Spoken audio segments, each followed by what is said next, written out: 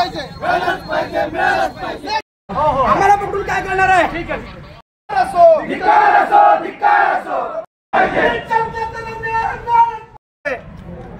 आम्ही प्रशासनाला सांगितलेलं आहे, संबंध देशभर नेट मध्ये जो गोंधळ झाला, एनटीए सारख्या संस्थेने पेपर फोडण्याचं काम केलं, त्या सगळ्या अधिकाऱ्यांवरती, त्या सगळ्या संस्थेच्या लोकांवरती कारवाई झाली पाहिजे आणि केंद्रीय शिक्षा मंत्री धर्मेंद्र प्रधान यांनी राजीनामा दिला पाहिजे, ही आमची प्रमुख मागणी आहे।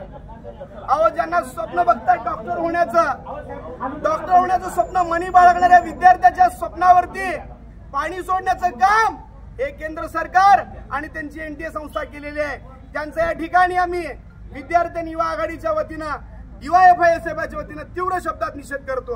पोलिसांचा धिक्कार करताय, कोणी याकरता आम्ही पोलिसांना परमिशन विचारलं, आम्ही त्यांना रिसर सांगितलं, आम्ही या ठिकाणी येतो, जिल्हाधिकाऱ्यांना निवेदन देतो, परंतु त्यांनी आम्हाला परमिशन नाकारलेलं आहे। तुम्ही फक्त परमिशनच नाकारू शकता, आमची भावना, आमची आक्रमकता तुम्ही रोखू शकत नाही।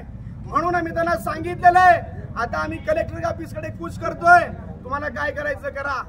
ते लोक गेटवरती येताच आमच्या सगळ्या विद्यार्थ्यावरती, तरुणावरती त्यांनी हल्ला केला, मारलं, झटापट झाली। आम्ही अत्यंत शांततेनं सनदशीर मार्गाने या ठिकाणी आलो, परंतु पोलिसांनी याला गालबोट लावण्याचं काम केलं। या ठिकाणी पोलीस प्रशासनाचा मी तीव्र शब्दात निषेध करतोय।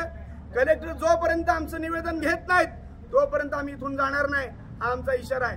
नेटच्या विद्यार्थ्याला न्याय मिळालाच पाहिजे।